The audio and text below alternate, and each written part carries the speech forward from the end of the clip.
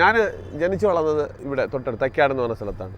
ഇവിടുന്ന് ഒരു 2 ഫർലോങ്ങേ ഉള്ളൂ. ഈ തൈക്കാട് ആണ് ശ്രീ MG രാധാകൃഷ്ണൻ, ശ്രീ വേണു നാഗവള്ളി ഇവരെല്ലാം താമസിച്ചിരുന്ന സ്ഥലമാണ്. അപ്പം ഈ വേണുചേട്ടനും എൻ്റെ മൂത്ത കസിനും ഒരുമിച്ച് പഠിച്ചതാണ്. പിന്നെ ഈ എല്ലാ ഫാമിലിയുമായിട്ട് നമ്മുടെ ഫാമിലി വളരെ ക്ലോസ് ആണ്. നമുക്ക് നന്നായിട്ട് എല്ലാവരെയും അങ്ങോട്ടും ഇങ്ങോട്ടും അറിയാവുന്നതാണ്. അപ്പം ഞാൻ അന്ന് പാടാനൊക്കെ പോകുമായിരുന്നു, ഈ കോറസ് പാടാനൊക്കെ പോകുമായിരുന്നു. അപ്പോൾ രാധാകൃഷ്ണൻ്റെ കൂടെയാണ് പോയി തുടങ്ങിയത്. പിന്നെ അതല്ലാതെ പിന്നെ തരംഗിണിയുടെ റെക്കോർഡിങ്ങിനും ഒക്കെ പോകുമായിരുന്നു. രാധാകൃഷ്ണനോട് ഇങ്ങനെ പോകുന്ന സമയത്ത് അവിടെ വീട്ടിൽ ഞാൻ സ്ഥിരമായിട്ട് രാവിലെ ആകുമ്പോഴേക്കും നേരെ രാധാകൃഷ്ണൻ്റെ വീട്ടിൽ പോകും, ചുമ്മാ അവിടെ ഇരിക്കും. ചേട്ടൻ്റെ കൂടെ ചിലപ്പോൾ കറങ്ങാൻ വെളിയിൽ പോകും, അവിടെ തന്നെ കാണും ഞാൻ. അപ്പോൾ ഈ വ്യക്തികളെല്ലാം, അതായത് പ്രിയൻ ചേട്ടൻ, ലാലേട്ടൻ, പിന്നെ അമ്പിളിച്ചേട്ടൻ, ഇവരൊക്കെ അവിടെ വരും, രാധാകൃഷ്ണനെ കാണാൻ വരും. അപ്പോൾ അന്നേ ഇവരെയൊക്കെ കണ്ടറിയാം, നമുക്ക് പരിചയം, അന്ന് പലരെയും പരിചയപ്പെട്ടിട്ടുണ്ട്. നമ്മളെ കണ്ടു കഴിഞ്ഞാൽ എന്തുകൊണ്ട് സുഖമാണോ എന്ന് ചോദിക്കുന്നൊരു ബന്ധം ഇവരുമായിട്ടൊക്കെ ഉണ്ടായിരുന്നു അന്ന് തന്നെ. അപ്പോൾ എൻ്റെ തന്നെ വേറൊരു ചേട്ടൻ, നമ്മളെ തൈക്കാട് തന്നെയുള്ള രാജശേഖരൻ എന്ന് പറയുന്ന വേറൊരു കക്ഷിയുണ്ട്. അപ്പോൾ പുള്ളിക്കാരൻ രാധാകൃഷ്ണൻ്റെ, MG രാധാകൃഷ്ണൻ്റെ വലിയ സുഹൃത്തുമാണ്. അപ്പം രാധാകൃഷ്ണൻ്റെ അടുത്ത് ഇങ്ങേരാണ് പറയുന്നത്, ചേട്ടാ നന്ദുവിനെ പിടിച്ച് സിനിമയിലൊന്ന് കയറ്റിക്കൂടെ, ഇവൻ ഈ തമാശയെല്ലാം കാണിച്ച് കിടക്കണമല്ലോ, ഒന്ന് സിനിമയിൽ എന്തെങ്കിലും വേഷം വാങ്ങിച്ചു കൊടുക്കേട്ടാന്ന് പറഞ്ഞു. അപ്പോഴാണ് പ്രിയൻ ചേട്ടൻ അവിടെ ആ സമയത്ത് വരികയും പ്രിയൻ ചേട്ടൻ്റെ അടുത്ത്, എടാ ഇവനൊരു വേഷം നീ കൊടുക്കും സിനിമയിലെന്ന് പറഞ്ഞു. അപ്പോൾ പ്രിയൻ ചേട്ടൻ എനിക്കൊരു വേഷം തന്നു, ചെപ്പെന്ന് പറഞ്ഞ സിനിമയിൽ ഒരു കഥാപാത്രം. പക്ഷേ എനിക്ക് പോകാൻ പറ്റില്ല, അതിന് ആ വീട്ടിൽ നിന്ന് വിട്ടില്ല. കാര്യം എന്ന് പറഞ്ഞാൽ പരീക്ഷ ഞാൻ ഡിഗ്രി കംപ്ലീറ്റ് ചെയ്തെങ്കിലും ഒരു പേപ്പർ കിട്ടിയില്ലായിരുന്നു. വീട്ടിൽ നിന്ന് പറഞ്ഞത് അത് എഴുതി ജയിച്ചിട്ട് സിനിമ അഭിനയം നടത്തിയാമെന്ന് പറഞ്ഞു. അങ്ങനെ അത് പോകത്തില്ല, എന്നെ വിട്ടില്ല. അത് കഴിഞ്ഞ് ആ വേഷം സുകുമാരി ചേച്ചിയുടെ മകനാണ് ചെയ്തത്.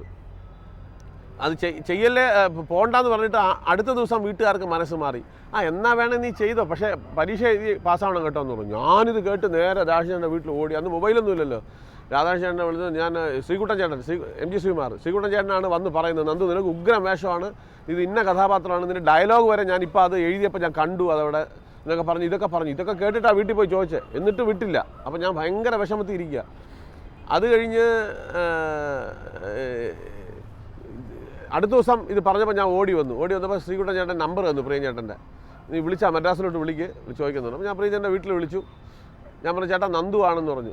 ഇപ്പം ഒരാളെ ഫിക്സ് ചെയ്ത് അങ്ങോട്ട് ഫോൺ വെച്ചതേ ഉള്ളെന്ന് പോയി. അപ്പം അരമണിക്കൂർ നേരത്തെ വിളിച്ചിരുന്നെങ്കിൽ എനിക്ക് തന്നെ ചെയ്യാമായിരുന്നു. അപ്പം സുകുമാരി ചേച്ചി എടുത്ത് സംസാരിച്ച് സുകുമാരി ചേച്ചിയുടെ മകൻ സുരേഷാണ് ആ കഥാപാത്രം ചെയ്തത്. അങ്ങനെ അത് ചെയ്യാവത്തില്ല.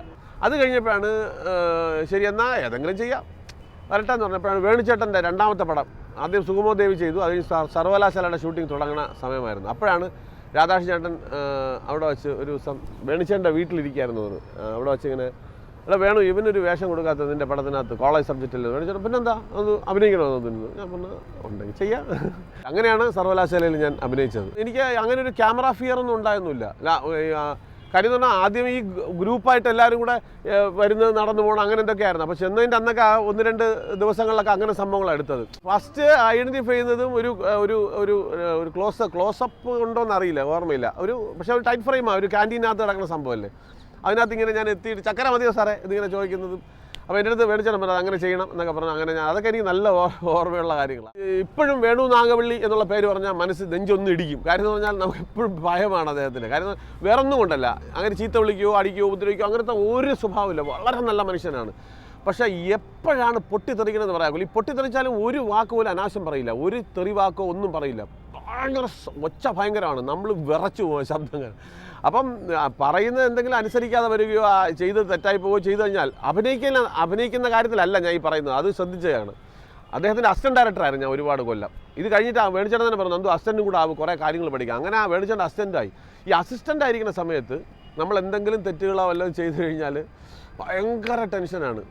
അത് പക്ഷേ ആ സെക്കൻഡ് തന്നെ മറക്കും. അതൊന്നും വച്ചുകൊണ്ട് കിടക്കുക ഒന്നുമില്ല. അടുത്ത ദിവസം നന്ദു വരും, പിന്നെ അത് മറ്റെന്ന് പറഞ്ഞ് ടക്കനെ മാറും അത്. അപ്പം വഴക്ക് പറയാതിരുന്നാൽ ഞാൻ തന്നെ ചെല്ലും, ചേട്ടാ കുറച്ച് സ്പീഡ് കുറവുണ്ട് ഞങ്ങൾ ഈ ചെയ്യുന്ന ജോലിക്കുണ്ട്, ഇടയ്ക്കൊന്ന് തെറി വിളിച്ചേക്കണമെന്ന്. ദൈവത്തിൻ്റെ സത്യത്തിൽ ഞാൻ ചെന്ന് പറഞ്ഞിട്ടുണ്ട് വേണിച്ചേട്ടൻ, ഇടയ്ക്കൊരു ദേഷ്യപ്പെടൽ വേണം. അത് വേണോ? ഞാൻ പറഞ്ഞു വേണം ചേട്ടാ, എന്നാലേ നമുക്ക് സ്പീഡ് കിട്ടുള്ളൂ ചെയ്യാനെന്ന് പറഞ്ഞു. അങ്ങനെയൊക്കെ പറയുമായിരുന്നു. വേണിച്ചേട്ടൻ അതൊരു എൻ്റെ ഒരു സ്വന്തം ചേട്ടൻ, അത് എന്നെ സ്വന്തം അനിയനെ പോലെയാണ് വേണിച്ചേട്ടൻ കണ്ടിട്ടുള്ളത്. സർവകലാശാലയിൽ വരുന്നതിന് മുമ്പേ ലാലേട്ടനെ കണ്ടിട്ടുണ്ട്. അവിടെ വരുമ്പോൾ ഇങ്ങനെ കാണിച്ചിട്ടുണ്ടെന്നുള്ളതല്ലാതെ അതിൽ കൂടുതലുള്ളൊരു ബന്ധങ്ങൾ ഇല്ല. നല്ല സർവകലാശാലയിൽ വന്നപ്പോൾ ലാലേട്ടൻ എന്നെ കണ്ടപ്പോൾ മനസ്സിലായി, കഴിഞ്ഞ രാജേഷൻ്റെ വീട്ടിലൊക്കെ ഉള്ള ആളാണ്, വേണിച്ചേട്ടനുമായിട്ട് അടുത്ത ആളാണെന്നൊക്കെ. അപ്പോൾ അന്ന് സംസാരിക്കുമായിരുന്നു. പിന്നെ ഒന്നാമത് ലാലേട്ടനൊക്കെ താമസിക്കുന്ന വേറെ ഹോട്ടലിൽ, നമ്മൾ താമസിക്കുന്ന വേറെ ഒരു ചെറിയ ലോഡ്ജിലാണ്. അപ്പം സെറ്റിൽ വെച്ച് കാണുമ്പോഴുള്ള സൗഹൃദം പലപ്പോഴും കണ്ടാൽ സംസാരിക്കും, കാര്യങ്ങളൊക്കെ ശരി തന്നെ. പിന്നെ അത് കഴിഞ്ഞിട്ട് വേണിച്ചേട്ടൻ്റെ കിഴക്കുടനും പക്ഷി ഷൂട്ട് ചെയ്യുന്ന സമയത്താണ് ലാലേട്ടനുമായിട്ട് ഭയങ്കരമായിട്ട് ക്ലോസ് ആവുന്നത്. അതിനുശേഷം ഇന്നോളം വളരെ നല്ല ബന്ധം തന്നെയാണ്. ഞാൻ അങ്ങനെ എൻ്റെ ഒരു ചേട്ടനെ പോലെയാണ് കണ്ടത്. അങ്ങനെ ഒരു സൂപ്പർ സ്റ്റാറായിട്ടോ അങ്ങനെ മോഹൻലാൽ എന്ന് പറയുന്ന ഒരു പദവിയിലോ ഒന്നും അല്ല ഞാൻ കാണുന്നത്. ഞാൻ അങ്ങനെ എൻ്റെ ചേട്ടനെ പോലെയാണ് കാണുന്നത്. ഞാൻ എപ്പോഴും അതുപോലെ തന്നെയാണ് പെരുമാറുന്നത്.